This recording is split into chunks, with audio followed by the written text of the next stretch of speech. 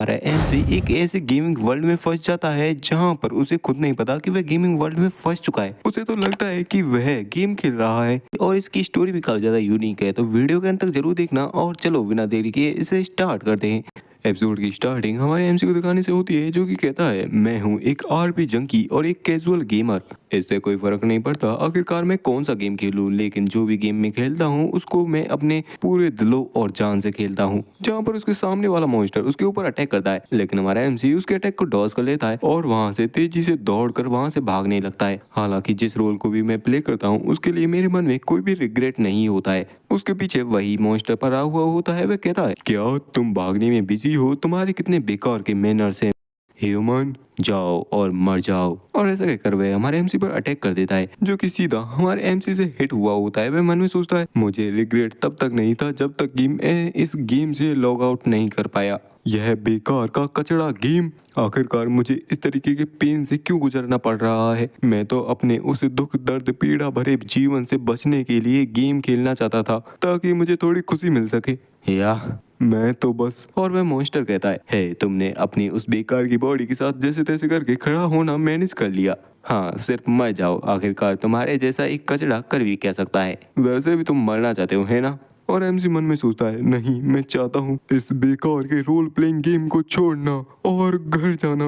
मैं घर जाना चाहता हूँ। और ऐसा कहकर वह करता है उसके ऊपर काफी खतरनाक सा अटैक। अभी अभी हमने जो देखा वह स्टार्टिंग सीन होता है, लेकिन अब प्रेजेंट टाइम में हमें दिखाया जाता है जहाँ पर हमारा एमसी गेम के अंदर एंटर हुआ होता है। शुरुआत में गेम में भी लोडिंग हो रही होती है। बताया जाता है यूजर के कनेक्शंस कंफर्म हो चुके हैं, आपका स्वागत है। यह स्टार्ट होता है मेरी यंगर सिस्टर से, जिसे लगा कि मेरे फादर बाहर आ चुके हैं तो वह भी बाहर दौड़ी हुई गई। वह वाइट ड्रेस जिसे मैंने उसके लिए खरीदा था उसके जन्मदिन पर, वह लाल रंग में रंग गई, वो भी उस ब्लेड से जो कि पिच ब्लैक थी, मानो वह लाइट को भी रिफ्लेक्ट ना होने देती हो। और उसके बाद अगली बारी आई मेरे बड़े भाई और नाइट की। उनके पीछे पीछे मेरी बड़ी बहन भी उस बंदे से लड़ने के लिए गई, जो कि मेरे बड़े भाई के बाद इस फैमिली के हेड की अगली पोजीशन की बारिश थी। उसकी आंखों में आंसू थे, चाहे उन्होंने कुछ भी करने की कोशिश क्यों ना की हो, फिर भी वे ब्लड के साथ जमीन पर गिर पड़े। तभी मेरी माँ ने पीछे से कुछ जोर से चिल्लाकर कहा, उन्होंने कहा यहाँ से भाग जाओ। और उनके हाथ में थी एक नाइफ या फिर फादर की स्वॉर्ड। मैंने भी उनसे कहा था कि मैं एक नाइट हूँ, आखिरकार मैं कैसे भाग कर जा सकता हूँ, लेकिन उन्होंने मना कर दिया और मुझे भागने के लिए कहा। मुझे लगा कि मेरे फादर भी आ गए हैं। उसके बाद की मेरी मेमोरीज थोड़ी ब्लरी सी हैं। मैंने एक स्वॉर्ड पकड़ रखी थी, पूरी दुनिया ही लाल रंग में रंग चुकी थी, फिर सफेद हुई और फिर से ब्लैक हो गई, जब तक कि वह चांद की रोशनी मेरे ऊपर ना गिरी। वहां पर एक ब्लेड ने मेरे दाएं हाथ को नीचे तक चीर कर रख दिया था। मैं किसी से डर कर भाग रहा था, लेकिन नहीं भाग पाया। वह मुझे देखकर हंस रहा था और उसने कुछ कहा था। और वह ब्लैक बंदा कहता है कितना अच्छा वेसल है मेरे लिए। मैंने उससे बचने की कोशिश की, लेकिन वह बंदा आगे कहता है तुम जल्द ही ठीक हो जाओगे। ओह मेरे शिकार। मेरे मन में यही विचार आए कि एक सोल किसी भी इविल नेचर पर विजय पा सकती है। एक ऐसा स्ट्रॉन्ग पर्सन जो कि किसी भी बुराई के सामने नहीं झुकता। एक ऐसा पर्सन जो कि सारे ही डीमंस का खात्मा कर देता है। प्लीज प्लीज मेरी प्रार्थना को सुन लो। तभी अचानक से हमारे एमसी की आंखें खुलती हैं। तभी उसके पास एक पर्सन आता है जो कि कहता है हे अब तुम यहाँ से खड़े होने वाले हो या नहीं। वह एक काफी बड़ा इलाका होता है जहाँ पर काफी सारे लोग डोल रहे होते हैं। इस जगह का नाम होता है तातारा ट्रेडिंग पोस्ट। एमसीबी सेंसेस में आते हुए शांत होता है और अचानक से उसके सामने खड़ा हो जाता है। वह बंदा भी डर जाता है। वह कहता है क्या तुमने जो मुझे चौंका दिया, और उसे इग्नोर करके आगे बढ़ने लगता है। जिसे ऐसे इग्नोर करता हुआ देखकर वह पर्सन भी कहता है तुम एरोगेंट कमीने। लेकिन हमारा एमसी तो उसे कोई रिएक्शन भी नहीं देता। बाहर से एकदम शांत लेकिन अंदर से काफी ज्यादा खुश होता है। कहता है कितने टॉप टायर का गेम है ये तो। मैंने जब इसके ओपनिंग सिनेमैटिक सीन्स को देखा तो मुझे लगा था कि यह मेरा ही पास्ट है। इसके सीन्स कितने रियल हैं और इसका ट्यूटोरियल तो कितना इंसेन है। और इससे भी ऊपर ये सारे ही एनपीसी एकदम रियल दिखाई दे रहे हैं। अगर मैं कर सकता तो मैं अभी इस कैपिटल के बीचों बीच खुशी के मारे नाचने लगता। अगर यह शुरुआत से ही ऐसा है तो क्या सच में मैं अपने एंड तक रोल प्लेइंग को मेंटेन कर पाऊंगा। यह गेम आज ही रिलीज हुआ है जिसका नाम है लेजेंड ऑफ हीरोज। और यह जगह ताराता ट्रेडिंग पोस्ट एकदम ट्यूटोरियल एरिया है। 15 साल पहले एक काफी बेकार सा डोमेस्टिक गेम गॉड टायर का, जिसका भी नाम था लेजेंड ऑफ हीरोज, उसे 5 साल के अंदर ही शट डाउन कर दिया गया। और अब मैं जिस गेम को खेल रहा हूँ वह उस गेम का बीआर रीमेक वर्जन है। मैं इस गेम का एक ऐसा प्लेयर था जो कि काफी बेसब्री से इस गेम को वापस आने का इंतजार कर रहा था। मैं सच में एक आरपी जंकी हूँ। मेरे तो आंखों में दर्द होने लगा यहाँ की चकाचौंध को देखकर। वेट, मुझे इसे एक बार खेलने के बाद ही इसमें एक रेटिंग में 1 स्टार ऐड नहीं करना चाहिए। हाँ, मैं एक कैजुअल गेमर तो हूँ, लेकिन कोई ऐसा पर्सन भी नहीं हूँ कि जो ऐसे ही बेकार के कामों को कर दे। अब आप सोच रहे होगे कि आखिरकार रोल प्लेइंग का यह किस तरीके का कॉन्सेप्ट है। क्या आप क्यूरियस नहीं हो? फिर भी सुन ही लो, वैसे भी ये काफी औसम है। मैं अभी जिस कैरेक्टर को प्ले कर रहा हूँ उसकी क्लास है डिमोनिक नाइट। जब इसकी फैमिली को उस डीमन ने खत्म कर दिया था और उस डीमन ने इसके दाहिने हाथ को भी पोजेस कर लिया था, तो इसने घूमना चुना और एक नाइट बनना भी चुना। इसके दाहिने हाथ में जो डीमन पोजेस करके बैठा हुआ है उसके खिलाफ इसके अंदर काफी बुरी नफरत है, लेकिन यही चीज इसे काफी खतरनाक स्ट्रेंथ देती है जो कि काफी सारे डीमंस को काफी आसानी से हरा सकता है। यह फास्ट और पावरफुल टेक्निक्स का यूज कर सकता है जो कि इसकी पर्सनैलिटी को मैच भी करती हैं। वह डीमन जिसने मेरी फैमिली को मारा वह मेरे दाहिने हाथ में रहता है और मुझे नहीं पता आखिरकार यह डीमन कब मुझे पूरी तरीके से डिवोर कर लेगा। और अगर एक बार मुझे डीमन के द्वारा डिवोर कर लिया गया,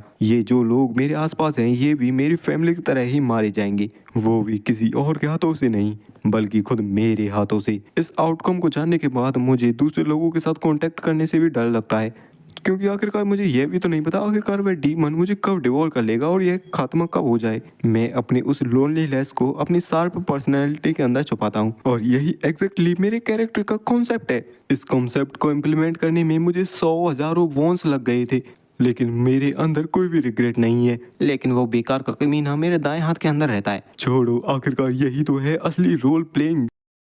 छोड़ो, अब वैसे भी मैंने खुशी मनाने में काफी ज्यादा टाइम वेस्ट कर दिया है। अब असली गेम को चालू करते हैं। लेकिन मुझे करना क्या चाहिए? यहाँ पर तो सिस्टम विंडो भी नहीं है। नॉर्मली तो इस टाइम के अराउंड यहाँ पर क्वेस्ट विंडो आ जाती है, मिनी मैप क्वेस्ट विंडो कुछ तो आओ। अब इसका क्या मतलब है? क्या कोई अब एनपीसी आएगा जो कि मुझे आगे की बातों को बताएगा? तभी अचानक से एक बच्चा पीछे से आता है जो कि कहता है, क्या आप वही एडवेंचरर डीवन नाइट हो? जिसे देखकर एमसी भी सोचता है अच्छा ये आ गया, लेकिन क्योंकि हमारे एमसी की पर्सनैलिटी काफी शांत है जिस वजह से वह कुछ नहीं कहता और अलग ही ऑकवर्डनेस छा जाती है। एमसी मन में सोचता है रुको, यहाँ पर तो कोई भी डायलॉग चॉइस करने के लिए ऑप्शन भी नहीं आ रहा, मुझे क्या खुद से ही बोलना पड़ेगा? एमसी को शांत देख कर वह लड़का कहता है, क्या आप नहीं हो? एमसी कहता है, नहीं मैं ही हूँ, मुझे रास्ता दिखाओ। जिसके ऐसे सीरियस लुक को देखकर उसके भी पसीने छूट जाते हैं। वह भी कहता है, हाँ हाँ मैं दिखाता हूँ, आपको एडवेंचर गिल्ड ही जाना होगा है ना, तो मुझे फॉलो करो। बाहर से तो हमारा एमसी एकदम शांत होता है, लेकिन मन ही मन वह कहना चाहता होता है कि मुझसे मत करवाओ बच्चे, मैं तो एक काफी अच्छा लड़का हूँ। और सोचता है वैसे गेम डेवलपर्स ने इस सिटी को सच में काफी ज्यादा अच्छा बनाया है।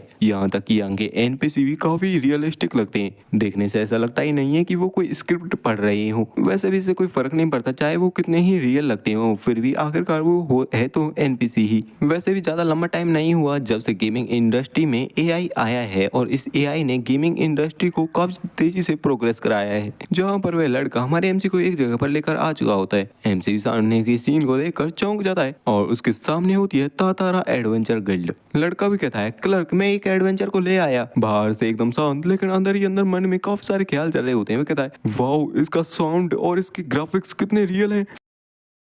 फ्लोर का टेक्सचर तो देखो भाई साहब, ये तो एकदम फील हो रहा है मुझे क्या उस गेमिंग कंपनी ने किसी एलियन को बुलाकर यहाँ पर ये गेम बनवाया है। तभी वहाँ पर क्लर्क आ जाती है जो कि कहती है, ओह आप आ गई, आपसे मिलकर मुझे काफी खुशी हुई। मेरा नाम है इजरेन, मैं इस तातारा एडवेंचर गिल्ड की एक क्लर्क हूँ। तुम्हें देखने से ही तुम्हारी सारी चीजों के बारे में पता चल जाता है। तुम एक डिमोनिक नाइट हो है ना? तो अपने काम को आगे बढ़ाने के लिए क्या आप अपने एडवेंचर टोकन को मुझे दिखा सकते हो? इजरेन के ऐसे कहने के साथ उसके सामने एक सिस्टम विंडो पॉपअप हो जाती है, जिसे देखते हुए मैं एमसी भी मन में सोचता है ये इतने मेरे सामने क्यों हुई है? इस तरीके से तो मैं सामने वाले पर्सन को भी नहीं देख पाऊंगा। वैसे ओवरऑल तो ये सिस्टम विंडो एकदम ठीक है, वैसे यह दूसरी जगह पर होती तो और भी अच्छी लगती। सिस्टम विंडो में उसे बताते हैं कि तुम्हें अपने बैग में हाथ डालना है और अपने मन में सोचना है जो चीज तुम्हें चाहिए वह चीज तुम्हारे हाथ में आ जाएगी। ऐसा ही वह करता है और उसके हाथ में वह एडवेंचर टोकन आ जाता है। क्लर्क भी उसके टोकन को कंफर्म करने के बाद कहती है, क्या मैं आपको गाइड कर सकती हूँ, क्योंकि एक अभी रिक्वेस्ट आई है और क्लाइंट को भी काफी ज्यादा जल्दी है उसे पूरा कराने की। एमसी भी कहता है, चलो रास्ता दिखाओ। सोचता है लगता है ये लंबा चलने वाला ट्यूटोरियल क्वेस्ट है, अगर ओरिजिनल को फॉलो किया जाए तो मुझे इसके बारे में सब पता है, लेकिन फिर भी मुझे थोड़ी बहुत नर्वसनेस हो रही है। उसका क्लाइंट एक ओल्ड मैन होता है जो कि कहता है, जैसा कि मैंने सुना था यह तो उससे बद्दा दिखाई दे रहा है। तो इस दुनिया में एक शकल के 2 पर्सन तो हो नहीं सकते, शायद से यह वही होगा और इसे रिकॉग्नाइज करना भी काफी आसान है। तुमने उस रिक्वेस्ट को बिना जाने ही एक्सेप्ट कर लिया। क्या यह तुम्हारी बहादुरी है या बेवकूफी? जहाँ पर क्लर्क भी उन्हें शांत करने में लगी हुई होती है। एमसी तो मन में सोचता है, वाह, इस एनपीसी का गुस्सा तो सच में काफी इंसेन है। लेकिन यह ठीक है क्योंकि आखिरकार यह ओल्ड मैन भी प्रोग्राम किया गया है एक एनपीसी ही तो है। इसका मतलब है कि मैं अपना गिल्ट फ्री होकर इस ओल्ड मैन को कुछ भी कह सकता हूँ। यहाँ पर कुछ ऐसे भी चांस होते हैं कि अगर हमने अपने क्लाइंट के साथ आत्मीयता नहीं बढ़ाई तो वह हमारे क्वेस्ट को भी कैंसिल कर सकता है। लेकिन क्योंकि यह अभी इस गेम का ट्यूटोरियल है तो यह होना अभी मुश्किल है। वह ओल्ड मैन भी हमारे एमसी को देखते हुए कहता है, हे, क्या तुम कोई बहरे पर्सन हो? तुम कुछ कह क्यों नहीं रहे? क्लर्क भी उन्हें शांत करते हुए कहती है, चेयरमैन प्लीज अपने शब्दों को ध्यान से सुनो।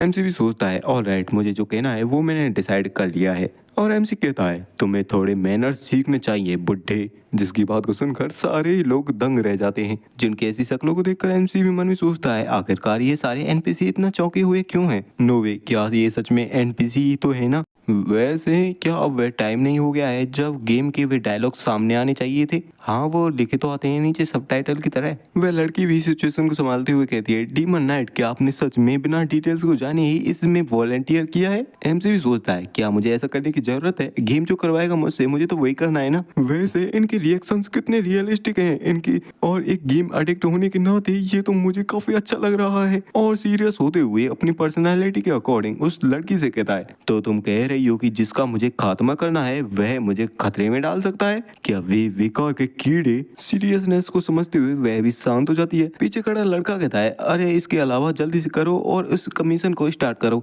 वह बताता है कि वहाँ सीवर यानी गटर में एक दिक्कत आ रही है। वे वर्कर्स जिनको हमने वहाँ पर पहुँचाया था वे कह रहे हैं कि इसके अंदरूनी हिस्से में एक डीमन नेस्ट एस्टेब्लिश हो चुका है। मुझे नहीं लगता कि जो वर्कर्स वापस नहीं आ पाए हैं वे जिंदे भी होंगे। तो आपका मिशन है वहाँ पर जाकर सारे डीमंस को मारना और उन मरे हुए लोगों की आखिरी निशानी को लेकर आना। ओल्ड मैन भी बताता है, जितने भी डीमन हंटर्स को हमने वहाँ पर भेजा है वे सारे ही लोग हार चुके हैं और टेम्पल भी काफी ज्यादा देर लगा रहा है इस काम को पूरा करने में। मैं इन चीजों को तुम्हें इसलिए बता रहा हूँ क्योंकि मैंने सुना है कि तुम काफी ज्यादा स्किल्ड हो। लेकिन क्या तुम अपनी इस बेकार की बॉडी के साथ एक स्वॉर्ड को भी स्विंग कर सकते हो? एमसी भी सोचता है, क्या वह क्वेस्ट विंडो पॉपअप क्यों नहीं हो रही? क्या वह तभी पॉपअप होगी जब मैं इनके इस मिशन को एक्सेप्ट कर लूंगा? और सीरियस टोन में कहता है, मुझे उन कमजोर लोगों के साथ कंपेयर करना बंद करो।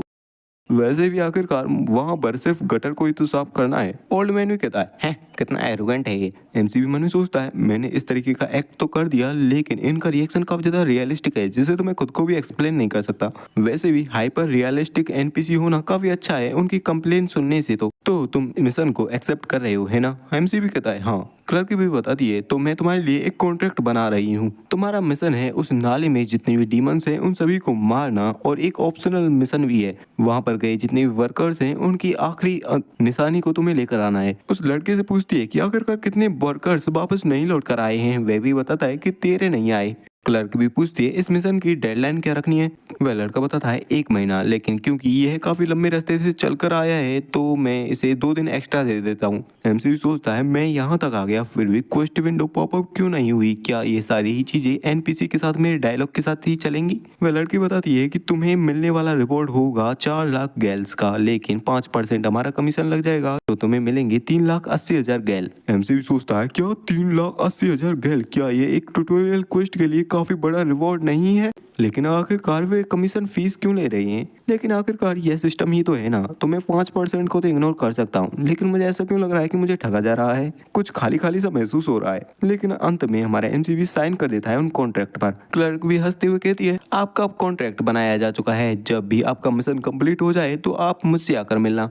और वह उस ओल्ड मैन से भी साइन करवा लेती है, जहाँ पर हमारे एमसी के सामने भी उसकी सिस्टम विंडो आ चुकी होती है जिसमें उसे मिशन मिला होता है कि मॉन्स्टर्स को एलिमिनेट करना जिनकी संख्या अभी पता नहीं, और बोनस में उसे कुछ ऐसी चीजों को ढूंढना है जो कि 13 लोगों की है। वह भी मन में सोचता है यह क्वेस्ट विंडो तभी पॉपअप हुई जब मैंने उस क्वेस्ट को एक्सेप्ट कर लिया था और कॉन्ट्रैक्ट भी साइन कर दिया था। वह डेवलपर सच में एक परवर्ट कमीना है, लेकिन फिर भी यह मुझे काफी पसंद आया। वह लड़का हमारे एमसी के पास आते हुए कहता है, हमने अपने मर्चेंट ग्रुप के नाम के अंडर इन्हें रिजर्व किया है तुम्हारे लिए और गिल्ड तुम्हें ऑफिशियली वहां पर गाइड करेगी। ये लो, ये उस गटर का मैप है और इसे वापस करने की भी कोई जरूरत नहीं है। जिसे देखकर एमसी मन में सोचता है, क्या एक मिनी मैप? वह लड़का भी कहता है, तो अब मैं तुम पर भरोसा करता हूँ। एमसी सोचता है कि वह किसी ऐसे को कंसर्न कर रहा है जो कि शायद लौट कर भी ना आए। सच में कितने इनक्रेडिबल एनपीसी हैं यहाँ के।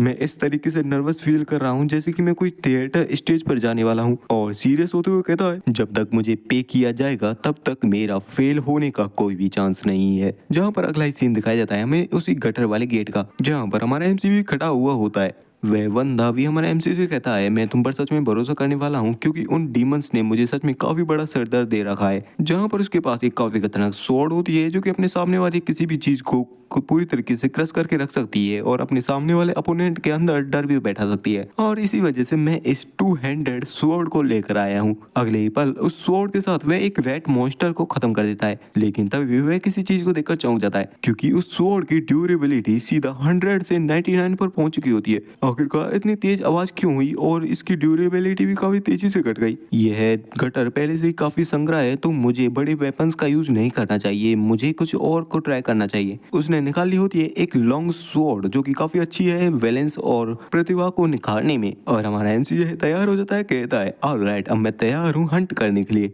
इस सीन में हमारा एमसी भी काफी ज्यादा डैशिंग लग रहा होता है। एमसी को वहां से जाता हुआ देखकर पीछे खड़ा बंदा भी कहता है, यह बंदा जैसा कि मैंने सुना था उतना ही भयानक दिख रहा है, लेकिन जितने भी डीमन हंटर से मैं आज तक मिला हूँ उनमें से ये सबसे अच्छा है। यह और भी महान हो सकता है अगर इसकी स्किल्स भी और भी अच्छी हों। फिर हमें कुछ टाइम बाद का सीन दिखाया जाता है। वह कहता है, तुम बेकार के डीमन कमीने, आते रहो तुम कीड़ो, और ऐसा कहकर वह उन डीमंस को मार रहा होता है। बेसिकली वे डीमंस और कोई नहीं बल्कि कुछ गॉब्लिन्स होते हैं जिन्हें वह आसानी से काटता हुआ जा रहा होता है और काफी डैशिंग स्टाइल में उन सभी के गलों को काट कर वहीं रख देता है और कहता है, मैं तुम्हें तुम्हारे उसी होमलैंड में वापस भेज दूंगा जहां से तुम रेंगते हुए आए हो। हाँ, कितना बोरिंग है ये तो। अब तक उसने 71 डीमंस को एलिमिनेट कर दिया होता है, चीजों को भी ढूंढ लिया होता है, लेकिन उसके लिए एक और रिक्वेस्ट आती है जिसमें उसे एक बच्चे को बचाना है। कहता है, वैसे देखा जाए तो इन्होंने इन चीजों को भी इतना अनसुलझा छोड़ दिया है, और हाँ, इन मॉन्स्टर्स ने तो एक भी आइटम को ड्रॉप नहीं किया। क्या यह इस गेम को बेकार नहीं बना देता?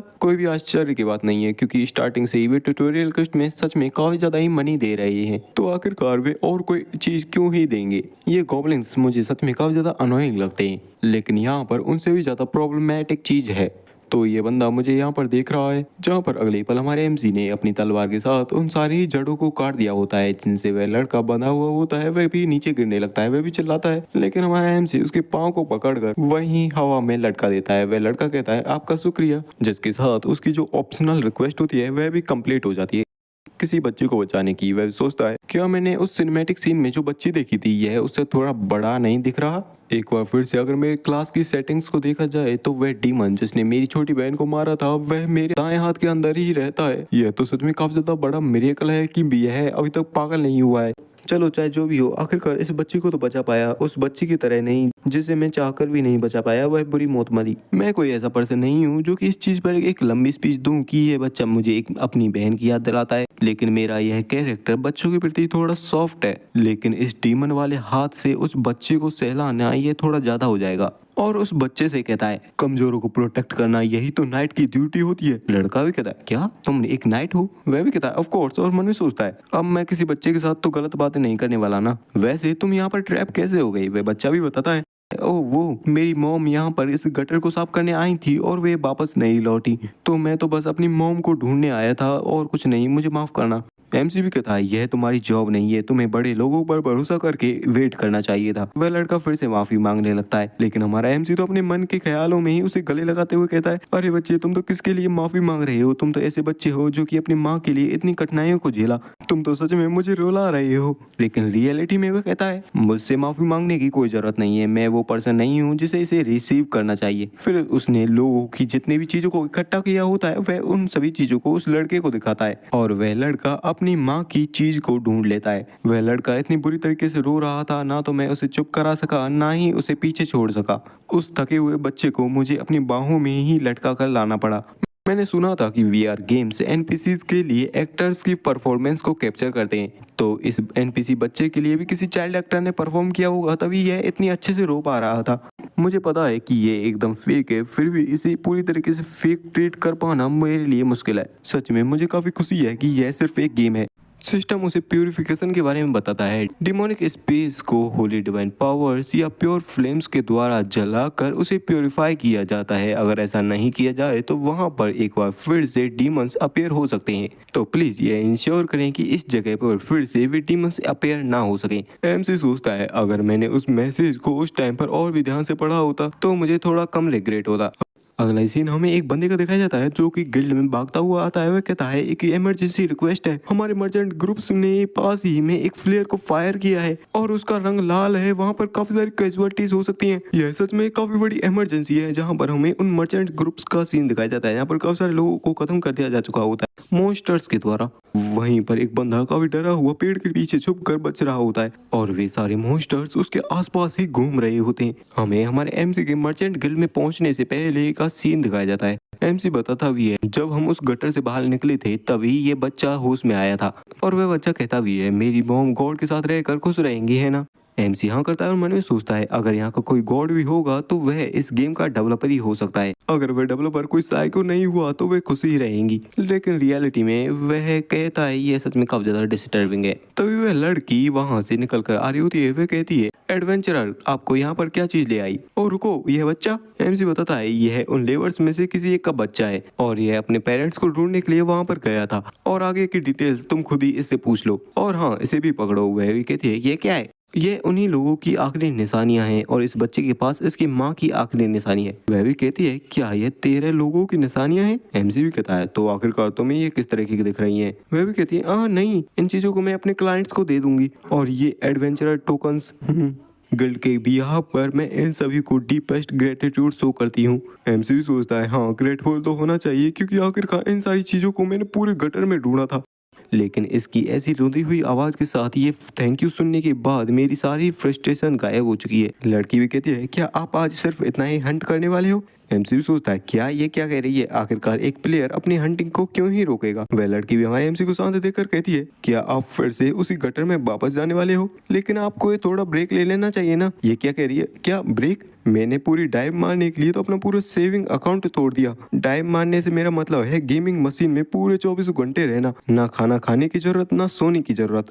क्या कहीं उस गटर का कोई लिंक क्विस्ट रह तो नहीं गया। क्या यह डायलॉग मुझे बताने की कोशिश कर रहा है कि मुझे अभी आराम करना चाहिए और फिर से आना चाहिए। और वह रियलिटी में कहता है मैं नहीं समझ पा रहा हूँ आखिरकार तुम्हारा क्या मतलब है, क्योंकि मुझे आखिरकार गटर में वापस जाने की क्या जरूरत है। और मन में सोचता है ओह हाँ क्या ये प्यूरिफिकेशन की वजह से, मेरा तो वहां पर दम घोटा जा रहा था जिस वजह से मैं यहाँ पर इतनी जल्दी आ गया। और वह कहता है क्या तुम मुझे उस गटर को प्यूरिफाई करने के बारे में कह रही हो। वह भी कहती है क्या माफ करना प्यूरिफिकेशन। वह भी कहती है मैं तो यह पूछ रही हूँ क्या आपने उन सभी गटर के डीमंस को खत्म कर दिया। एमसी भी कहता है ऑफ कोर्स, आखिरकार ऐसा नहीं होता तो मैं यहाँ पर चलकर क्यों आता। वह भी कहती है क्या मुझे तो लगा था कि आप सिर्फ इस बच्चे को यहाँ पर छोड़ने आए हो। एमसी मैंने सोचता है वैसे तो मैंने उस गटर को इतनी भी जल्दी क्लियर नहीं किया था, लेकिन इसका रिएक्शन इतना ज्यादा ड्रामेटिक क्यों है। और रियलिटी में काफी सीरियस लुक के साथ कहता है कितना अप्रिय है, क्या तुम मुझे कम आंकने की कोशिश कर रही थी। वह भी डर जाती है और कहती है नहीं ऐसा बिल्कुल भी नहीं है, मैं आपको कम कैसे आंक सकती हूँ, मुझे माफ करना एडवेंचरर,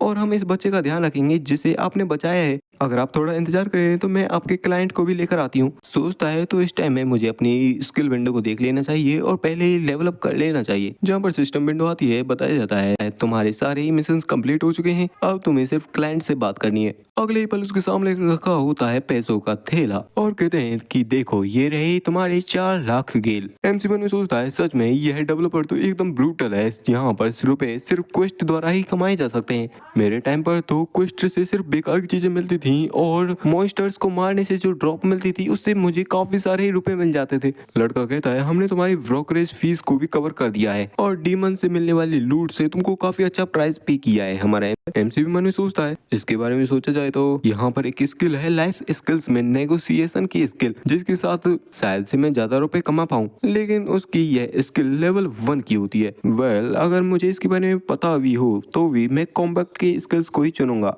वह कहता है यह सही यही है कि एक आरपी जंकी हमेशा अपने स्किल्स को अपने रोल के बेसिस पर चुनता है, लेकिन यह गेम एक सिंगल प्लेयर गेम है जिसमें पार्टी का कोई रोल ही नहीं है। इसका मतलब है कि मुझे किसी भी रोल के बारे में चिंता करने की कोई जरूरत नहीं है, मैं जो चाहूँ वो चुन सकता हूँ। मैं आशा करता हूँ कि आगे फ्यूचर में भी और भी अच्छी अच्छी स्किल्स आएं और इसके लिए मुझे जल्दी से जल्दी नेक्स्ट पार्ट को लाना होगा और लेवल अप करना होगा। सीरियस मोड में वह कहता है क्या यहाँ पर सिर्फ यही काम था? तो फिर मुझे यहाँ पर रुकने का कोई और कारण नहीं दिख रहा। यहाँ पर सिस्टम विंडो में बताया जाता है तुम्हारी क्वेस्ट कंप्लीट हो चुकी है। तभी एक बंदा चलाता हुआ कहता है कि चेयरमैन चेयरमैन यहाँ पर एक काफी बड़ी इमरजेंसी है। चेयरमैन भी कहता है क्या तुम्हारे पिछवाड़े में आग लग गई है जो कि तुम इतनी तेजी से यहाँ पर भग के आए हो? एमजे भी सोचता है यह तो किसी पड़ोस वाले चिड़चिड़े बुड्ढे जैसा लग रहा है। सच में कैरेक्टर डिजाइन काफी अच्छा है। और फिर सीन वहीं पर आ जाता है जहाँ पर वह बंदा कहता है यह सच में काफी बड़ी इमरजेंसी है, हमें रेस्क्यू करना होगा उन लोगों को। मर्चेंट ग्रुप पर हमला हुआ है, पास ही में एक फ्लेयर देखा गई है जो कि उन्हीं मर्चेंट ग्रुप्स वाले लोगों ने चलाई थी। हमने होली गार्ड्स को तो बता दिया है लेकिन वे काफी ज्यादा ही स्लो हैं। एमजे भी सोचता है लगता है गेम का अगला क्वेस्ट आने वाला है। ओल्ड मैन भी चिल्लाते हुए कहता है वे कमीने लोग वह रुपयों को तो खा जाते हैं लेकिन काम करने की बारी आती है तब सुस्त हो जाते हैं। जल्दी से वहां पर कुछ लोगों को भेजो और हाँ तुम भी जाओ। एमसी भी सोचता है हाँ मैं जाऊंगा तो सही, लेकिन मैंने जो लाइन प्रिपेयर की है उसे तो बोलने दो। और वह सीरियस होते हुए कहता है मुझे ऑर्डर मत दो। ओल्ड मैन भी चलाते हुए कहता है यह एक रिक्वेस्ट है, एक रिक्वेस्ट। तुम रास्कल, मैं तुम्हें काफी अच्छा प्राइस पे करूंगा तो जल्दी से जाकर वापस आओ। एमसी भी जाते हुए कहता है कॉन्ट्रैक्ट एस्टेब्लिश हो चुका है तो मुझे गाइड करो। वह भी उसे गाइड करने लगता है। पीछे से क्लर्क कहती है अपनी ट्रिप को सेफ रखना, अंत तक हम आपके कॉन्ट्रैक्ट को बनाए रखेंगे। यहाँ पर हमारे एमसी के पास भी सिस्टम विंडो में आ चुका होता है नोटिफिकेशन जिसमें बताया जाता है उसे 3 ऑप्शंस दिए जाते हैं चूज करने के लिए। पहला ऑप्शन तो मर्सनरीज के साथ जाकर रीग्रुप हो जाओ, दूसरा कि सीधा ही कॉम्बैक्ट जोन में चले जाओ और तीसरा अटैकर्स को एलिमिनेट कर दो और बोनस में उसी सर्वाइवर्स को भी बचाना है। एमसी सोचता है अच्छा हुआ कुछ आ चुका है। वह बंदा कहता है क्या हमें मर्सनरीज के साथ रीग्रुप हो जाना चाहिए? एमसी कहता है इसकी कोई जरूरत नहीं है, मुझे उस तरफ गाइड करो जहाँ पर मुझे जाने की जरूरत है। और उस बोनस क्वेस्ट को याद करते हुए मन में सोचता है यह थोड़ा गलत लग रहा है, चाहे मैं कितनी बार भी इसके बारे में क्यों ना देख लूं, फिर भी अटैक का टाइम नहीं, यहाँ पर कोई भी टाइम नहीं है रीग्रुप होने का। ओल्ड मैन भी कहता है हाँ इसे लेकर जाओ, यह मरेगा नहीं क्योंकि इसने उस गटर को अकेले ही साफ कर दिया था। जिसे देखकर तो वह भी चौंक जाता है और हमारे एमसी को वहां से ले जाने लगता है। कहता है कि हमें यहाँ पर आसपास काफी सारे घोड़े मिल जाएंगे जिन्हीं से हमें वहां पर जाना है। एमसी भी सोचता है क्या मुझे घोड़े पर बैठकर जाना है? हाँ मैंने काफी सारे घोड़े चलाने वाले गेम्स तो खेले हैं तो कोई बात नहीं है। मेरे प्रीसियस एक्सपीरियंस पॉइंट वहां पर रुके रहना जब तक मैं वहां पर पहुंचूं। अगला सीन हमें उसी फॉरेस्ट का दिखाया जाता है जहाँ पर हमारा एमसी अपने घोड़े के साथ पहुंच चुका होता है और कहता है मेरी ब्लेड की विक्ट्री के लिए और हेवन की ग्लोरी के लिए। जहाँ पर उसने आशे के साथ ही काफी सारे मॉन्स्टर्स को मारना भी शुरू कर दिया होता है। एक बंदा चलाते हुए कहता है रीइंफोर्समेंट आ चुकी है। दूसरे भी कहते हैं क्या सिर्फ एक पर्सन? क्या ये कोई वैन गार्ड है? प्लीज मुझे बचाओ। और कमीने मुझसे दूर हट जाओ, रीइंफोर्समेंट आ चुकी है, अब मैं नहीं मरूंगा। जहाँ पर अगले पर उस पर्सन के सामने खड़ा हुआ वह गोब्लिन मॉन्स्टर मारा जाता है। इसे हमारे एमसी ने दूर से ही मारा होता है। अगले ही पल वह अपने घोड़े से उतरने के तुरंत बाद सीधा ही उन मॉन्स्टर्स की तरफ रस कर देता है और कहता है क्या तुमने खुद को बचाने के लिए कहा था? लो तुम्हारा काम हो गया, मैं इन सारे मॉन्स्टर्स को मार दूंगा इससे पहले कि तुम्हारा सारा ब्लड बह जाए। वह भी कहता है क्या अकेले? एमसी भी कहता है नहीं, तुम्हारा क्वेश्चन आंसर देने लायक नहीं है। फिर वह अपनी पावर्स को एक्टिवेट करता है और मॉन्स्टर्स को मारते हुए कहता है मैं इन कीड़ों को टुकड़ों में काट के रख दूंगा। और ऐसा कहते के साथ वह काफी सारे स्लेश अटैक करता है, वहाँ के सारे मॉन्स्टर्स को मारते ही जा रहा होता है। एक मॉन्स्टर सामने से अटैक करता है जिसे वह बीच से काट कर रख देता है, जिस नजारे को देखकर वे सारे लोग चौंके हुए होते हैं। इस टाइम पर हमारा एमसी काफी खतरनाक तरीके से ऑरा फार्मिंग कर रहा होता है, जिसे देखकर वह पर्सन भी कहता है यह तो एक मॉन्स्टर है। जहाँ पर हमारा एमसी जब अपनी पावर्स को यूज कर रहा होता है उसकी डिमोनिक एनर्जी भी हल्की सी रिलीज होती है, जिस एनर्जी को कहीं दूर एक लड़की सेंस करती है और कहती है यह एनर्जी, और कहती है आर्कमेज हमें तातारा ट्रेडिंग पोस्ट की तरफ जल्दी से जल्दी जाना होगा। आर्कमेज भी कहता है लेकिन ऐसा क्यों? वह भी कहती है क्योंकि मुझे वहां से काफी खतरनाक सी डिमोनिक एनर्जी महसूस हुई है। वहीं पर हमारे एमसी ने अपने क्वेस्ट को कंप्लीट कर लिया होता है और काफी सारे लोगों को भी बचा लिया होता है। एमसी मन में सोचता है मुझे पता है कि गेम का रियलिस्टिक होना काफी ज्यादा जरूरी है, लेकिन मेरे मुंह पर इस मॉन्स्टर का मांस आना जरूरी था। पीछे से वही बंदा कहता है कि मुझे नहीं पता कि आखिरकार आप कौन हो, लेकिन आपका हमारी मदद करने के लिए काफी ज्यादा ही शुक्रिया। तभी कोई चिल्लाता है यह तो डिमोनिक एनर्जी एरोजन है, जहाँ पर एक बंदे की हालत काफी ज्यादा ही खराब होती है। बताया जाता है डिमोनिक एनर्जी एरोजन यह एक ऐसी टर्म होती है जहाँ पर जब कोई बंदे पर कोई मॉन्स्टर अटैक करता है तो उस बंदे में थोड़े बहुत साइड इफेक्ट्स आने लगते हैं और कई चांस ऐसे होते हैं कि वह बंदा अपने सेंसेस को खो होकर एक ज़ॉम्बी सा बन जाता है। वह लड़का भी कहता है क्या यहाँ पर कोई मेडिसिन मिल सकती है? यहाँ पर थोड़ी बहुत वैसी दवाइयाँ हैं लेकिन मेडिसिन सही तरीके की तो। एमसी सोचता है यहाँ पर एक ऐसा सिस्टम भी था ना, जब जब तुम मॉन्स्टर से डैमेज लेते हो तब तक एक जज बिल्डअप होता है जिसमें प्रोबेबिलिटी रेट दिखाई जाती है कि तुम डीमन बन सकते हो। लेकिन क्योंकि मैं एक डिमोनिक नाइट हूँ तो मेरे ऊपर इसका कोई भी असर पड़ने नहीं वाला, क्योंकि पहले से ही एक डीमन ने मुझे पोजेस कर रखा है। वैसे क्या मुझे इसका कुछ करना चाहिए, क्योंकि अगर मैं जितने ज़्यादा सर्वाइवर्स को बचाऊंगा मेरा रिवॉर्ड उतना ही बढ़ सकता है। जिसे सोचने के बाद वह भी अपनी पॉकेट में हाथ डालता है और एक पोशन को निकालते हुए उस लड़के को देता है। बेसिकली यह डिमोनिक एनर्जी का एंटीडोट होता है। वह लड़का भी कहता है आपका इसके लिए शुक्रिया, और इसके बाद वह एक एक करके काफी सारे बैंडेड्स, एंटीडोट और काफी सारी चीजें देता है। और वह वहां से जाते हुए कहता है हे उस पर्सन ने हमें काफी सारे बैंडेजेस और मेडिसिन दी हैं, तो जल्दी जाकर सारे ही घायल लोगों को इकट्ठा करो और इनका इलाज करो। एमसी मन में सोचता है कोई आश्चर्य की बात नहीं है कि मुझे स्टार्टिंग में ही इतनी सारी चीजें इसलिए मिल गई ताकि मैं अब इनका इलाज कर सकूं। क्या यहाँ पर मुझे कुछ और भी करना है, क्योंकि सर्वाइवर्स की जो संख्या है वह फिक्स हो चुकी है। तभी उसे कहीं से घोड़ों की आवाज आने लगती है जहाँ पर रीइंफोर्समेंट आ चुकी होती है, और वही हमारा एमसी का क्वेस्ट भी कंप्लीट हो चुका होता है। वह भी सोचता है ओ फाइनली कंप्लीट होने का यह नोटिफिकेशन आ चुका है। तभी एक और नोटिफिकेशन आता है जिसमें बताया जाता है मरे हुए लोगों की बॉडीज को रिकवर करना और जो भी चीजें गिरी पड़ी है उन सभी को इकट्ठा करना। जिसे देखकर वह भी सोचता है क्या मुझे यहाँ की साफ सफाई भी करनी होगी? अब यह मुझे किस काम को करने के लिए कह रहा है? नहीं, यह मैं नहीं करूंगा, यह मेरी प्राइड को हर्ट करता है। और ऐसा कहकर वह दूर शांति से खड़ा हो जाता है और वहां पर जितने भी लोग आए होते हैं वे सारी साफ सफाई को कर रहे होते हैं। एमसी भी कहता है लगता है ये एनपीसी मेरी तरफ से जो काम को कर रहे हैं वो भी काउंट हो जाएगा सिस्टम में। काम करने वाले लोग भी कहते हैं तो क्या हुआ, इसने सारा काम अकेला ही कर लिया, यह कैसा जर्क है। दूसरा भी कहता है वहां देखो तो सही, वहां पर खड़ा हुआ है हाथों में हाथ डालकर। हाँ, बड़बड़ाते रहो जैसा तुम चाहो, क्योंकि आखिरकार तुम एक एनपीसी तो हो ना। जब सारे ही लोग काम कर रहे हो तो आराम करना कितना मजेदार होता है ना। जहाँ पर वह कुछ लोगों की बातों को सुनता है जो कि कह रहे थे क्या यहाँ पर डीमंस क्या कर रहे थे। मैंने तो कभी नहीं सोचा था कि मैं कुछ ऐसी चीज को यहाँ पर एक्सपीरियंस करूंगा। अगर ये बारविजियंस भी होते तो भी कुछ समझ में आता। एमसी भी उनकी बातों को सुनकर मन में सोचता है जिस तरीके से ये डायलॉग्स बोल रहे हैं क्या यह अगली स्टोरी लाइन का कोई हुक हो सकता है। तभी कुछ लोग कहते हैं कुछ बॉडीज गायब है। दूसरा भी कहता है आखिरकार मरे हुए लोग कहाँ जा सकते हैं। पहला वाला भी कहता है मुझे भी नहीं पता, चलो पहले सिटी की तरफ चलते हैं क्योंकि हमारा सर्वाइवल सबसे जरूरी है। वैसे वे लोग सच में काफी सारे टैक्सेस को लेते हैं लेकिन फिर भी डीमंस को पूरी तरीके से खत्म नहीं करते। मैं बाद में वहां जाकर प्रोटेस्ट करूंगा और उनके इस काम की वजह से कंपनसेशन मांगूंगा। एमसी भी मन में सोचता है क्या बॉडीज गायब हैं, क्या यह कहीं ब्लैक मैजिशियन या कोई डीमन वर्शिप का तो काम नहीं। तो इस काम के लिए तो मुझे जरूर से ही कोई क्वेस्ट आएगा कि इस काम के पीछे वाले बंदे को ढूंढो।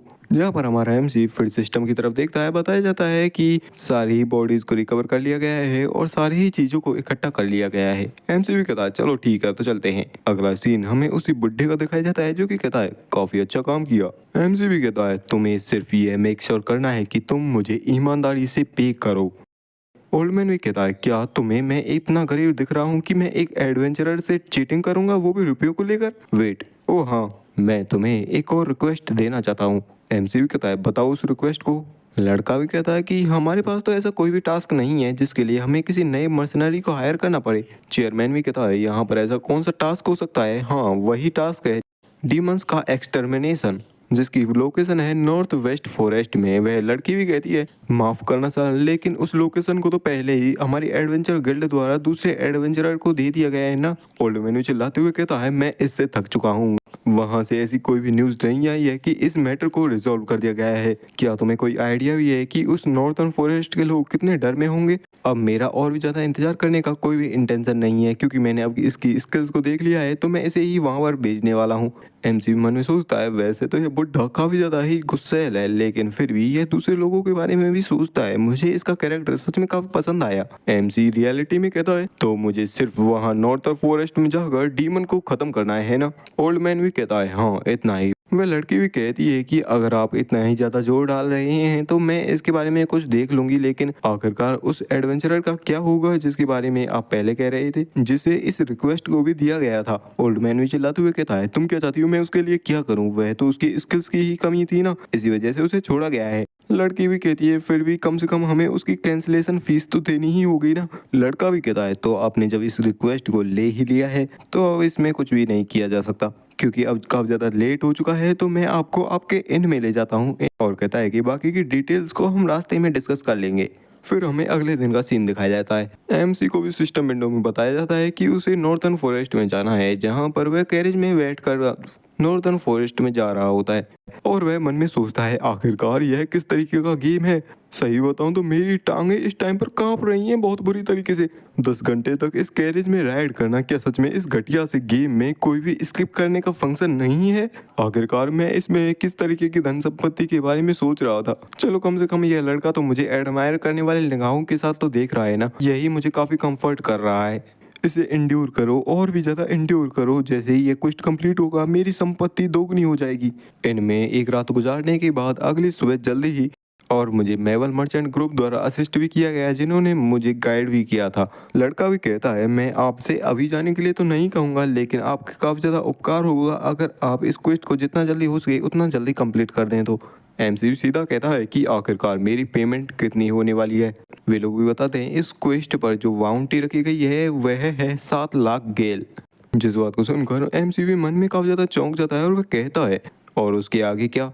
वह लड़का भी कहता है क्योंकि आपको पर्सनली हायर किया गया है तो मैं आपके लिए 2 लाख गैल और जोड़ दूंगा। जिसकी वजह से तो एमसी भी चौंक जाता है और सोचता है कि मैं तो यह कहने वाला था कि इसके बाद हमें कॉन्ट्रैक्ट को साइन कर लेना चाहिए, लेकिन वह देखता है कि उसका नेगोशिएशन लेवल एकदम 0 है। जिसे देखकर वह भी सोचता है कि सारी चीज़ें इस तरीके से इसलिए हो गई क्योंकि मैंने नेगोशिएशन लेवल में एक भी पॉइंट को नहीं डाला है। वैसे क्विस्ट तो ओरिजिनल गेम में भी होती थी, लेकिन वे क्या ज़्यादा छोटी नहीं होती थी? क्या यह स्क्रिप्ट है या फिर मैं बिना ही स्किल के साथ रिपोर्ट के बारे में और भी ज्यादा नेगोशिएट कर सकता हूँ, जहाँ पर वह एकदम शांत होता है। उसे शांत देखकर वह भी कहता है ठीक है तो मैं 3 लाख गैल देने के लिए तैयार हूँ। जिस बात को सुनकर तो उसका और भी मुंह फट जाता है और रियलिटी में वह कहता है मैं समझ गया, तो क्या वह तैयार है? ठीक है तो मैं अभी जा रहा हूँ। वह लड़का भी कहता है रुको, क्या आप अभी जा रहे हो? क्या आपको एक दिन के लिए रेस्ट नहीं कर लेनी चाहिए? जहाँ पर एमसी ने कहा होता है कि मेरा कोई भी इंटेंशन नहीं है यहाँ पर टाइम वेस्ट करने का, क्योंकि आखिरकार इस चीज़ में डीमंस भी इन्वॉल्व हैं। जहाँ पर उसकी बग्गी उस विलेज में भी पहुँच चुकी होती है, जहाँ पर वह प्रेजेंट टाइम में मन में सोचता है जब एक बार मैं मैक्स लेवल पर पहुंच जाऊंगा और मेरे पास करने के लिए कुछ नहीं रहेगा तो कैसा रहेगा कि मुझे थोड़ा बहुत रियल एस्टेट का काम कर लेना चाहिए, मेरे पास तो रुपए ही रुपए हो जाएंगे। वह लड़का हमारे एमसी से पूछ ही लेता है सर क्या आप एक एडवेंचरर हो? और वह लड़का मन में सोचता है इसने जरूर से ही एडवेंचर गिल्ड को रुपए कमाने के लिए ही ज्वाइन किया होगा, लेकिन वह शायद से अपने आप को एडवेंचरर कंसिडर नहीं करता। एमसी भी कहता है नहीं मैं नहीं हूँ। लड़का भी हंसते हुए मुंह फेर लेता है और कहता है अच्छा ऐसा है। एमसी कहता है मैं इसी तरीके का कोई सिमिलर काम करता हूँ, लेकिन क्या तुम किसी चीज़ के बारे में क्यूरियस हो? तो वह लड़का भी चमकती हुई आंखों के साथ पूछता है तो क्या आपने कभी भी ओशियन को देखा है? एमसी कहता है हाँ मैंने देखा है। वह पूछता है कि आखिरकार ओशियन कैसा दिखाई देता है? एमसी बताता है कि वह तुम्हारी आंखों की तरह एकदम ब्लू है और उसमें तुम्हारी बालों की तरह ही धाराएं और लहरें आती रहती हैं। वह लड़का भी कहता है क्या मेरी आंखों जैसा? क्या सच में? वाह। और एमसी बताता है यह थोड़ा अनकंफर्टेबल तो था, लेकिन यहाँ तक कि यह जर्नी सच में काफी ज्यादा ही शांतिपूर्ण थी।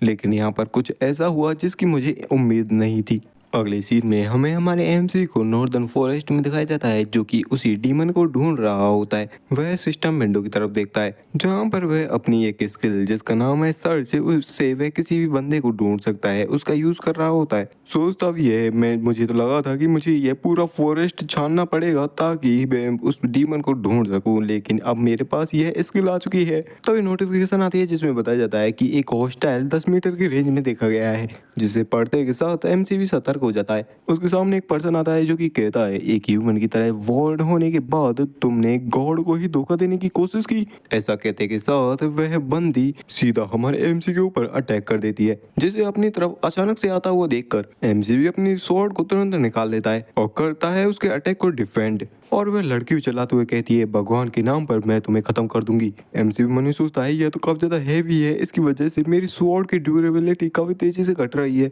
तो वह भी जल्दी से उस लड़की को पीछे हटाता है। वह लड़की भी जैसे तैसे करके अपने आप को संभालती है। एमसी भी उसके कपड़ों को देखते हुए कहता है क्या चर्च? वह लड़की भी कहती है हाँ मैं वहीं से आई हूँ तुम्हें खत्म करने के लिए।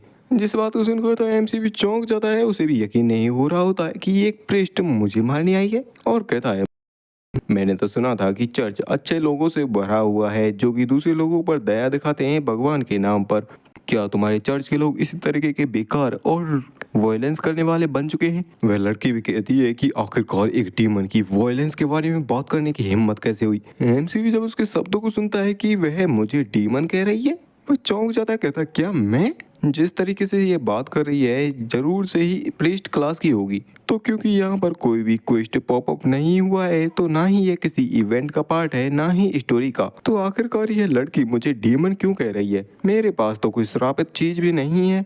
लेकिन तभी उसका ध्यान उसके दाहिने हाथ पर जाता है, क्योंकि आखिरकार उसके दाहिने हाथ को भी तो डीमन ने पोजेस कर रखा है। जिसे रियलाइज करने के बाद वह भी शांत हो जाता है और सोचता है एक पल के लिए रुको, क्या यह एक परफेक्ट अपॉर्चुनिटी नहीं है? यही तो चांस है कुछ और कैरेक्टर पॉइंट्स कमाने का। वह भी कहता है तुम बेकार लड़की, क्या तुमने मुझे डीमन कहा?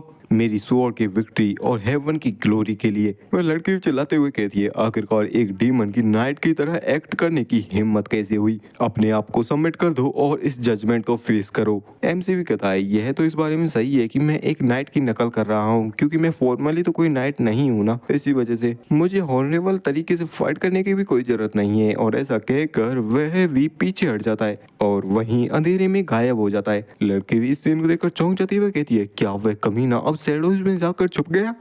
ब्रेकर टेक्निक, जिसमें वेपन पूरी तरीके से मैजिक से कवर हो जाता है और सामने की तरफ होती है एक काफी खतरनाक सी स्ट्राइक। तो हमारा एमसी भी उसी ब्रेकर नाम के अटैक का यूज करता है। उस अटैक की पावर को समझते हुए वह लड़की भी चौंक जाती है और अपनी शील्ड को आगे ले आती है और उस अटैक को काफी आसानी से उस शील्ड के द्वारा डिफेंड कर लेती है। एमसी कहता है क्या तुमने अपने आप को एक शील्ड के पीछे कवर कर लिया? तुम किसी कछुए के बच्चे से बिल्कुल भी अलग नहीं हो। वह लड़की भी कहती है मैं तुम्हारे सिर को काट कर उन लोगों को दूंगी जिनको तुम्हारी वजह से काफी कष्ट सहने पड़े। और उसके उस स्टाफ से कुछ मैजिक निकलने लगता है, जिसे देखकर एमसी भी चौंक जाता है। वह सोचता है क्या यह किसी तरह का वफ है या कोई अटैक, और अपने उसी स्टाफ को ऊपर करते हुए कहती है गॉड मेरे साथ है, जिससे काफी तेज रोशनी निकलने लगती है। एमसी भी कहता है अरे नहीं, ये लाइट तो मेरी आंखों को अंधा कर रही है। अरे नहीं, यह तो काफी अच्छी स्किल है जो कि अटैक और डिफेंस दोनों में काम आती है। इसके पास क्या सच में काफी अच्छी स्किल नहीं है जो कि फुल बॉडी स्किल भी है? मुझे तो जेलसी हो रही है इससे। सच कहूँ तो क्या यह ओपी नहीं है? ओरिजिनल में तो यह सिर्फ वेपन्स पर ही अप्लाई होती थी, जहाँ पर अगले ही पल वह लड़की हमारे एमसी पर अटैक करने के लिए आगे बढ़ जाती है और वह किसी मैजिक को कास्ट करने लगती है। यह तो डायरेक्टली अटैक नहीं कर रही, सिर्फ उस लाइट को ही बिखेर रही है। क्या यह प्यूरिफिकेशन मैजिक को कास्ट कर रही है?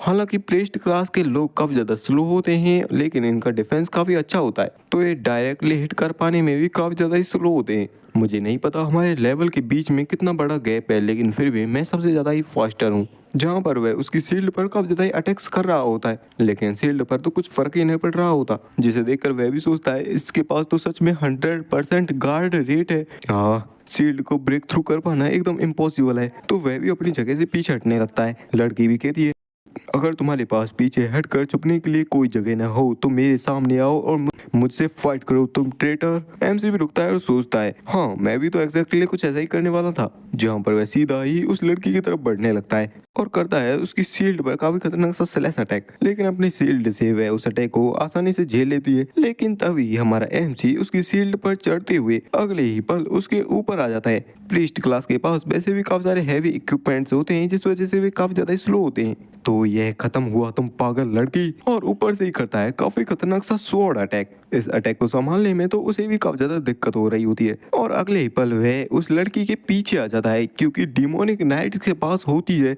टॉप टायर क्लास जब बात हो स्पीड अटैक की। और उस लड़की से कहता है बेवजह इस जवान को चलाने के लिए तुम्हें प्राइस पे करना पड़ेगा। तभी हमारा एमसी बगल से किसी चीज को नोटिस करता है, जो होता है एक फायर अटैक, जिसे देखकर वह पीछे हट जाता है और सोचता है क्या एक मैजिक क्लास स्किल यहाँ पर, जहाँ पर एक पर्सन आते हुए कहता है ओह देखो तो सही, यहाँ पर इंक्विस्टर यानी कि पूछताछ करता काफी ज्यादा ही स्ट्रगल कर रहे हैं। हाँ, मैं काफी ज्यादा लेट हो चुकी हूँ, लेकिन मैं अब आपकी मदद करूंगी। लड़की भी कहती है ओ आर्कमेज आप आ गए। एमसी भी कहता है क्या इंक्विस्टर आर्कमेज? एमसी बताता है प्रीस्ट क्लास में थर्ड एडवांसमेंट को इंक्विस्टर कहते हैं और मेज क्लास में थर्ड एडवांसमेंट को आर्कमेज कहते हैं। तो ये कह रहे हैं कि ये दोनों थर्ड एडवांसमेंट के हैं। तो मेरे अपोनेंट होने वाले हैं 2 थर्ड एडवांसमेंट के दुश्मन, और यहाँ पर मैं एक लो लेवल का नूब हूँ जिसने अभी अभी ट्यूटोरियल को कंप्लीट किया है। एमसी मन में सोचता है क्या यह सच में इसे कर रहा है, और क्या तुम सच में एक बिगिनर के साथ इतनी बड़ी बुलसेट कर रहे हो। यह तो किसी अंडे को किसी पत्थर नहीं किसी माउंटेन के साथ हिट करने जैसा है, और तुम मुझे बता रहे हो कि मुझे अंत तक पिट पिट कर मरना है। सच में सीरियस हो तुम? लेकिन रुको, पिटने से तो दर्द नहीं होगा, वह तो दिक्कत नहीं है, लेकिन आखिरकार डेथ पेनल्टी के बारे में क्या? रुको, क्या वह डेवलपर मुझसे कह रहा है कि मुझे मर जाना चाहिए?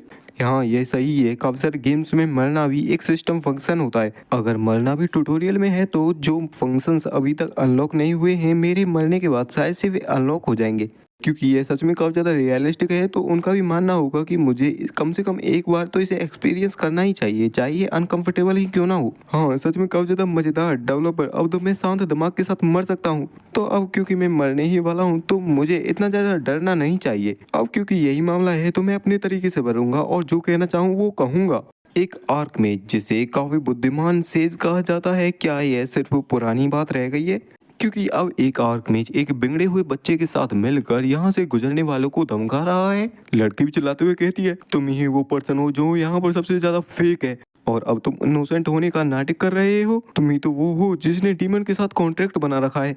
आर्कमेज तो सिंपली अपनी ड्यूटी को पूरा कर रहा है। तभी हमारे एमसी के सामने एक और सिस्टम विंडो पॉपअप होती है जिसमें बताया जाता है एक और टारगेट देखा गया है 10 मीटर की रेडियस में। एमसी मन में सोचता है क्या यहाँ पर इनकी और भी रीइंफोर्समेंट है? नहीं रुको, यह है प्रेजेंस तो, जहाँ पर हम देख पाते हैं काफी बड़े से स्नेक को। आर्कमेज भी इसे सेंस कर लेती हुए कहती है यह तो एक मेडूसा की प्रेजेंस है। लड़की भी चिल्लाते हुए कहती है तुम तो इनोसेंट होने का दावा कर रहे थे, लेकिन अब तो तुमने अपने एक कॉमरेड को भी बुला लिया यहाँ पर। एमसी भी कहता है क्या कॉमरेड? ऐसा लगता है कि डिवाइन लाइट ने तुम्हारी आंखों को अंधा कर दिया है। सबसे पहले मैं इस डीमन को टुकड़ों में काट के रख दूंगा, उसके बाद मैं तुम्हारे मुंह को भी फाड़ दूंगा। मेडूसा के बारे में बताया जाता है काफी सारे सांप एक लाल सांप के चारों ओर इकट्ठा होकर इसे क्रिएट करते हैं, और जब इन्हें खतरा दिखाई देता है तो ये फैल जाते हैं। एमसी मन में सोचता है इस टाइम पर इस डीमन का अपीयर होना सच में यह तो स्टोरी का ही है ना। वैसे भी डेवलपर कोई साइकोपाथ थोड़ी है जो कि शुरुआत में ही मुझे मरवा देगा। मैं तुम पर भरोसा करता हूँ डेवलपर। और वह कहता है तुम सही टाइम पर आए हो कीड़े, मैं तुम्हें मौत के घाट उतार दूंगा। लड़की भी पीछे से चिल्लाती है ऐसा प्रिटेंड करना कि जैसे तुम्हें सब कुछ पता है जब तुम अपनी पार्टी को ज्वाइन कर रहे हो। आर्कमेज भी उस लड़की को रोकते हुए कहती है प्लीज थोड़ी देर के लिए रुको। यह पर्सन, जहाँ पर हमारा एमसी अपने 2-हैंडेड स्वॉर्ड के साथ उस स्नेक के साथ लड़ने लगता है। जैसा कि शुरुआत में डिस्क्रिप्शन विंडो में बताया ही गया था कि मेडूसा का कोर एक लाल सांप है। ओरिजिनल गेम में तो तब तक अटैक करना पड़ता है जब तक कि सारे ही सांप फैल ना जाएं और वह लाल सांप निकल ना आए, लेकिन वह मेरे जैसे किसी जल्दबाजी करने वाले बंदे के लिए तो काफी फ्रस्ट्रेटिंग काम है। मैं इसके लिए वेट नहीं कर सकता। अगर सारी ही चीजें इतनी ज्यादा रियलिस्टिक हैं तो कोर की जो पोजीशन है वह भी काफी ज्यादा ऑब्वियस है ना, जहां पर वह उस स्नेक के मिडिल पार्ट पर अटैक करता है, और उसके अटैक करने के साथ वहां से काफी सारे सांप निकल कर आने लगते हैं। एमसी सोचता है उस स्नेक की पोजीशन जरूर सही, और तभी उसे दिखाई देता है वही रेड स्नेक। एमसी सोचता है कि इस टाइम पर स्वॉर्ड का यूज करना एकदम बेकार की बात होगी, जहां पर वह स्वॉर्ड को तो दूर फेंक देता है और अपने हाथों का यूज करके उस सांप को पकड़ता है और उसे पकड़कर हवा में उठा देता है और वहीं हाथों से मसल देता है। एमसी सोचता है रेड स्नेक को मारने का वह मोशन सच में काफी अच्छा था, तो फिर intense demon hunter role play को शुरू करना चाहिए, जहां पर वह उस स्नेक को जमीन पर पटक कर उसे वहीं पर कुचल देता है और वहीं पर मसलने लगता है। उस स्नेक का काम तमाम करने के बाद वह आगे बढ़ता है और अपनी तलवार को उठाते हुए कहता है तो इस पागल लड़की में चलो थोड़ा तो दिमाग है। मैं तुम्हारी काफी प्रशंसा करता हूँ क्योंकि तुमने मेरे काम के बीच में इंटरफेयर नहीं किया। तो अब क्या मुझे अपने रिवॉर्ड के तौर पर तुम्हारे उस मुंह को फाड़ देना चाहिए? आर्कमेज भी डरते हुए कहती है कि देखने से ऐसा लगता है कि यहाँ पर काफी बड़ी गलतफहमी हो चुकी थी। अटैक करने के लिए मैं आपसे माफी मांगती हूँ, क्या आप मेरी बात को सुनना पसंद करेंगे? लड़की भी कहती है क्या गलतफहमी? आप किस बारे में बात कर रही हो आर्कमेज? क्या आपको कोई आइडिया भी है कि आखिरकार ये डीमन आपस में फाइट क्यों कर रहे थे? आर्कमेज भी कहती है नहीं इंक्विजिटर, यह पर्सन कोई डीमन का कॉन्ट्रैक्टर नहीं है। लड़की भी चौंक जाती है, कहती है कि इस बंदे के पास डिमोनिक पावर्स हैं, फिर भी आप कह रही हो कि यह डीमन का कॉन्ट्रैक्टर नहीं है? ऐसा कैसे हो सकता है? मुझे तो ऐसी कोई भी चीज नहीं सिखाई गई। प्लीज इस चीज को मुझे और डिटेल में एक्सप्लेन करें। आर्कमेज भी बताती है कि यह काफी ज्यादा नेचुरल है कि आपको इसके बारे में नहीं पता इंक्विजिटर। इस तरह की एग्जिस्टेंस सिर्फ एकेडमी की थ्योरीज में ही मेंशन की गई है। एमसी भी उन्हें देखते हुए मन में खुश हो रहा होता है। वे कहता है क्या वे मेरे बारे में बात कर रही हैं? मुझे वेट करना होगा शायद से। वह आर्कमेज एक्सप्लेन करती है, जब एक पैरासाइट डीमन किसी भी बंदे पर चढ़ जाता है तो वह बंदा अपनी सारी सेंसेस को खो देता है और एक ज़ॉम्बी बन जाता है। वहीं दूसरी ओर इस पर्सन को देखने से ऐसा लगता है कि इसने इस डीमन को सप्रेस कर रखा है और अब वह अपनी मर्जी से इसकी पावर को भी यूज कर सकता है। लड़की भी कहती है यह तो इम्पॉसिबल है, सिर्फ ह्यूमन की इच्छा के साथ, वो भी बिना गॉड की पावर के। आर्कमेज भी बताती है कि इंक्विजिटर, इस दुनिया में कोई भी चीज इम्पॉसिबल नहीं है, यहाँ पर बस कुछ चीजों को इम्पॉसिबल समझा जाता है। अगर ऐसा नहीं है तो आखिरकार आपके सामने खड़ा है ये पर्सन, आप इसे क्या समझोगी। एमसी भी कहता है तो अब मेरे चेहरे के सामने तुमने ये बातें खत्म कर ली हो तो मैं अपना काम चालू करूं। तुमने मुझे एक ज़ॉम्बी समझा, आखिरकार तुम मुझे एक ट्रेस की तरह ट्रीट करने की हिम्मत कैसे कर सकती हो। और मन ही मन सोच रहा होता है मुझे मेरे कैरेक्टर की यह साइड सच में काफी ज्यादा पसंद है, तो मुझे और भी इंजॉय करना चाहिए। यही तो मेरा चांस है मेरे कैरेक्टर को शो ऑफ करने का। आर्कमेज भी कहती है कि हाँ ये हमारी ही गलती थी, क्या यहाँ पर ऐसी कोई चीज है जो कि आप चाहते हो मैं उसे कर दूंगी अगर मेरे बस में हुआ तो। एमसी भी मन में सोचता है आखिरकार ये ज्यादा से ज्यादा क्या ही कर लेगी, कोई आर्मर दे देगी या कुछ ऐसा ही। जहाँ पर रियलिटी में वह गुस्से में कहता है तुमने कहा जो चीज पॉसिबल होगी तुम मुझे वह दे दोगी। अगर मैं तुमसे तुम्हारी जीभ को काटने के लिए कहूँ क्या तुम ऐसा कर सकती हो। अगर तुम ऐसा नहीं कर सकती तो अपनी इस बेकार की माफी को अपने पास रखो। अगर यह मेरे ऊपर होता तो मैं कब का तुम्हारे इस जबड़े को काट कर ब्लेज की एंट्रेंस पर लगा चुका होता, लेकिन फिर इससे मेरे और उन डीमन कमीनों के बीच में कोई भी डिफरेंस नहीं रह जाएगा, तो यहाँ से दफा हो जाओ। और ऐसा कहकर अपनी स्वॉर्ड को अंदर रख लेता है। जहाँ पर वह मन में सोचता है सच में यह तो काफी ज्यादा थ्रिलिंग था, ऐसा लगा कि मैं अपने किसी क्लासमेट को फटकार रहा हूँ। तुम्हें पता है एक स्ट्रॉन्ग कैरेक्टर वो भी बैड पर्सनैलिटी के साथ तभी अच्छा लगता है जब तुम्हारा अपोनेंट अच्छे रिएक्शंस दे।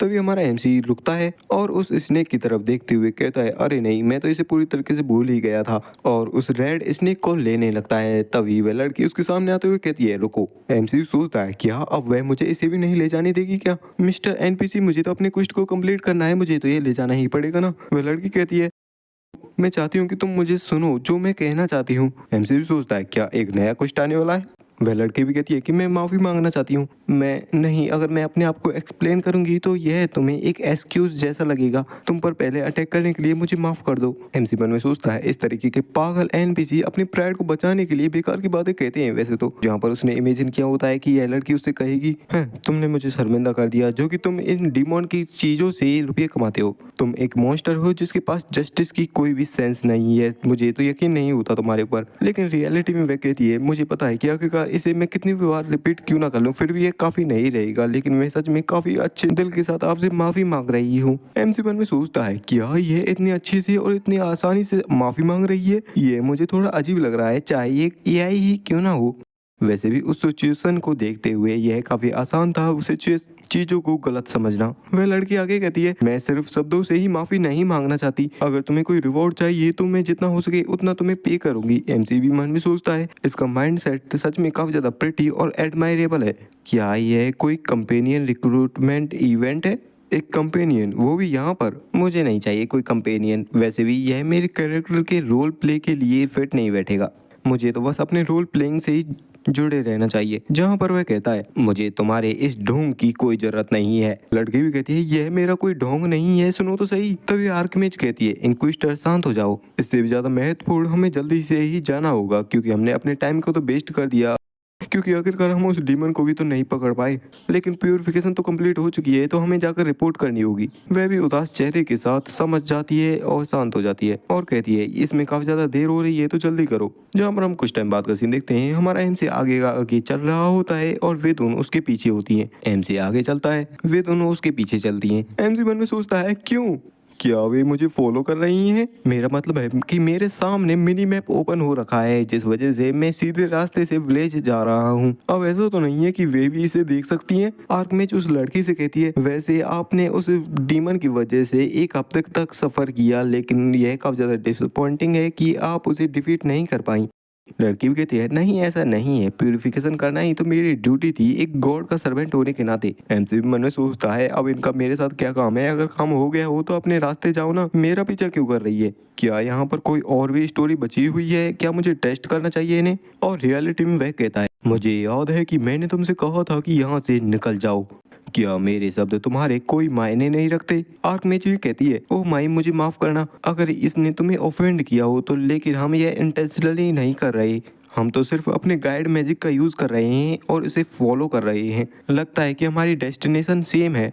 MC मन में सोचता है, अरे नहीं, वो मुझे फॉलो नहीं कर रही थी, वो तो अपने नेविगेशन सिस्टम को फॉलो कर रही थी। तो क्या उनके पास भी अपना एक मिनी मैप है? यह थोड़ा एम्बेरसिंग है, तो मुझे दूर चले जाना चाहिए। और वह वही रास्ते से मुड़ जाता है। लड़की भी पीछे से कहती है, हे तुम कहाँ जा रहे हो? रात को यह फॉरेस्ट काफी ज्यादा खतरनाक होता है। हमारा MC भी कहता है, यह तुम्हारे जैसे लोगों के लिए खतरनाक होता है। अपने स्टैंडर्ड को मेरे ऊपर मत थोपो और मुझे अकेला छोड़ दो। वह लड़की भी कहती है, मैं तो बस यह कह रही थी कि रात को फॉरेस्ट में अकेला चलना खतरनाक होता है। लेकिन हमारा MC उसकी बातों को बिना सुने ही वहां से निकल जाता है। वह भी कहती है, आर्कमेज, क्या हमें इसे ऐसे ही जाने देना चाहिए? यह पहले से काफी ज्यादा स्ट्रॉन्ग है। अगर किसी डीमन ने इसे डिवोर कर लिया तो यह एक काफी बड़ा डिजास्टर बन जाएगा। आर्कमेज भी कहती है, वेल मैंने इस तरह की सिचुएशन को कभी एक्सपीरियंस नहीं किया। पर्सनली मुझे आशा है कि ऐसा कुछ नहीं होगा। लेकिन लड़की भी कहती है, लेकिन इच्छाएं वास्तविकता से एकदम डिफरेंट होती है ना। आर्कमेज बताती है कि अभी के लिए उस पर्सन पर मैंने एक ट्रैकिंग स्पेल लगा दिया है। क्योंकि हमारी डेस्टिनेशन एकदम सेम है तो हम इस पूरे टाइम उसे ऑब्जर्व कर सकते हैं। भगवान उसके साथ रहे। तभी सीन शिफ्ट होता है फुल मून की नाइट का, जहाँ पर हमारा MC उस विलेज में पहुंच चुका होता है और सीधा जाता है उसी गिल्ड में। MC जैसे एंटर करता है, क्लर्क का तो कोई ध्यान ही नहीं होता, वह साफ सफाई कर रही होती है। वह कहती है कि अभी टाइम नहीं हुआ है इसके ओपन होने का, तो कोई क्वेस्ट लेनी है तो थोड़े टाइम बाद आना। लेकिन जब वह अपने सामने देखती है तो हमारे MC को देखकर कहती है, ओह डीमन नाइट। MC अपने पोर्टले को उसे पकड़ाते हुए कहता है, इसे वेरीफाई करो। क्लर्क हमारे MC से कहती है कि आखिर आप इतनी जल्दी कैसे आ गए? और रुको, इसमें क्या है? ये सांप? रुको, क्या मुझसे ये मत कहना तुमने नॉर्दर्न फॉरेस्ट में जाकर उस डीमन को सिर्फ 2 दिनों में हरा दिया? जहाँ पर हमारा MC अपने मन में रोते हुए सोचता है, ए जेरन, मुझे तो इनसे भी काफी सारी चीजों से गुजरना पड़ा। पिछली रात उन NPCs को पीछे छोड़कर उनकी तरफ पीट करके सीधा मैं दूसरे रास्ते पर चला गया। लेकिन जल्द ही मैं उस बेकार रियलिटी को पहचान गया। हालांकि कैरे से यहाँ आने में मुझे 8 घंटे लगे थे, लेकिन अब तो मैं पैदल था। और कहता है, क्या? नो वे, यह अभी भी एक गेम ही है ना? क्या मुझे यहाँ पर चलकर जाना पड़ेगा? गेम का मतलब होता है आनंद लेना। लेकिन रुको, नहीं। रात से सुबह हो गई, सुबह से दोपहर हो गई, दोपहर से शाम हो गई और शाम से फिर से रात हो गई। यह सच में एक पागलपन भरा गेम है जिसमें मुझे पूरे दिन चलना पड़ा। मैंने आधे रास्ते पर कैंपिंग करने के बारे में भी सोचा था, लेकिन फॉरेस्ट का इकोसिस्टम काफी बिगड़ा हुआ है। यह इस चीज को काफी बुरी तरीके से रियलिस्टिक बना देता है। यह बेकार का अच्छी तरीके से बना हुआ कूड़ा गेम। तभी उसके सामने एंट्री विंडो आती है जहाँ पर लिखा होता है तातारा ट्रेडिंग पोस्ट, जिसे देखकर उसकी जान में जान आती है। वो कहता है, इस एंट्री विंडो को पॉपअप होता हुआ देखकर तो मुझे रोने का मन कर रहा है। क्लर्क भी कहती है, मुझे इसे वेरीफाई करने दो। नॉर्थर्न फॉरेस्ट का जो डीमन था वह थी मेडूसा। हमें फॉरेस्ट की सिचुएशन को और भी अच्छी तरीके से मॉनिटर करने की जरूरत है, लेकिन परिस्थिति को देखते हुए यह सही लग रहा है। जैसे ही दिन निकलेगा वैसे ही मैं इस चीज को वेरीफाई कर लूंगी और क्वेस्ट को कंप्लीट होने का रिवॉर्ड भी आपको दे दिया जाएगा। जहाँ पर सिस्टम नोटिफिकेशन आती है जिसमें लिखा होता है क्वेस्ट कंप्लीट हो चुका है। और मन में सोचता है, अरे नहीं, मुझे तो चक्कर आ रहे हैं, क्या मैं बूढ़ा हो चुका हूँ? क्लर्क भी कहती है, क्योंकि आप काफी ज्यादा थके हुए लग रहे हैं तो मैं आपको एक एन रिकमेंड करती हूँ। फिर वह कौन को बुलाती है। वहाँ पर कौन आता है और हमारी MC को देखकर चौंक जाता है। वह कहता है, क्या ये इतनी जल्दी वापस भी आ गई? क्लर्क भी कहती है, हाँ, इन्हें मिशन करने में काफी ज्यादा जल्दी की है, इस वजह से ये काफी ज्यादा थक चुके होंगे, तो जल्दी से इन्हें व्हाइट विंड इन तक ले जाओ।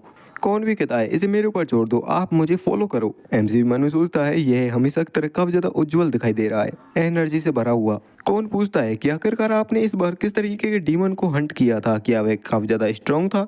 MC भी कहता है, डीमन कोई ऐसा सब्जेक्ट नहीं है जिस पर बात करने से आनंद आता हो। कौन भी कहता है, मुझे माफ करना। MC सोचता है, हाँ, मुझे पता था कुछ ऐसा ही होने वाला है, फिर भी मैंने अपने रोल को प्ले करना जारी रखा, यह जानते हुए कि ऐसा कुछ होने वाला है। मुझे माफ करना एक काफी खतरनाक सा अडल्ट बनने के लिए। क्या मुझे वहां पहुंचने के बाद इसे काफी अच्छे से टिप देनी चाहिए? जहां पर वे फाइनली इनमें पहुंच चुके होते हैं। हमारा MC तो काफी ज्यादा थकान के मारे चूर हो चुका होता है। वह तो सीधा आकर बेड पर लेट जाता है और वह कहता है, क्या मुझे इस गेम को क्विट कर देना चाहिए? MC कहता है, यह तो एक ऐसा गेम है जिसे खेलने के बाद मुझे ऐसा लग रहा है कि मैं काफी बड़ा काम कर रहा हूँ।